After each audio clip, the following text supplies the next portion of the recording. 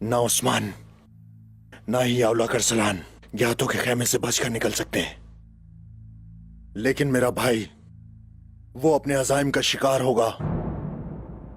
कोई इंतखाबात नहीं होंगे। कल मैं अपनी सरदारी का ऐलान करूंगा।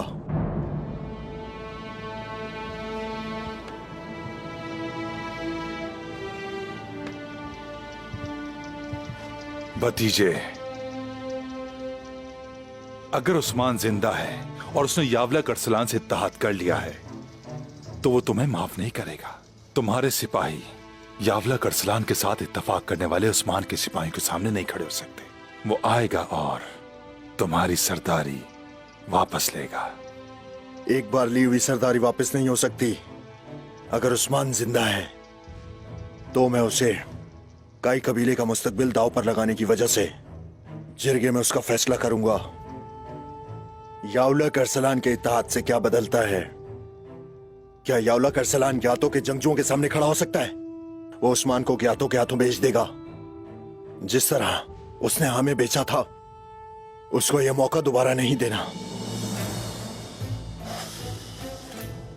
तो तुमने फैसला कर लिया है भतीजे, तो तुम अपने रास्ते से नहीं हटोगे। अल्लाह तुम्हें कुव्वत अता फरमाए।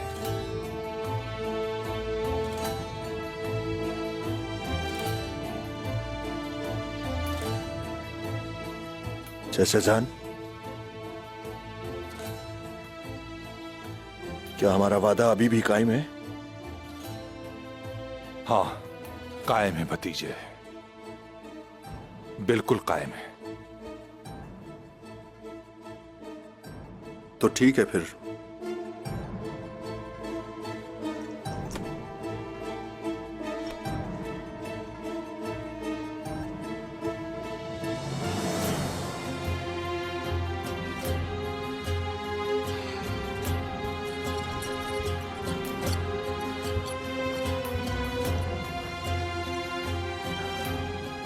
इसका क्या मतलब है दुंदार साहब? मुझे बताएं, आप क्या करना चाहते हैं? अगर मेरा भाई और उस्मान इत्तेहादी बन गए तो फिर तो सब कुछ बदल जाएगा। पुरसुकून हो जाओ खातून, पुरसुकून हो जाओ। सब कुछ बिल्कुल ठीक है।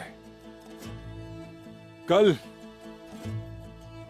साओची अपनी सरदारी का ऐलान करेगा। बमसी और उसके सिपाही ये कबूल नहीं करेंगे। फिर हमें या तो बमसी से छुटकारा मिल जाएगा या साओची से। और उस्मान और मेरा भाई?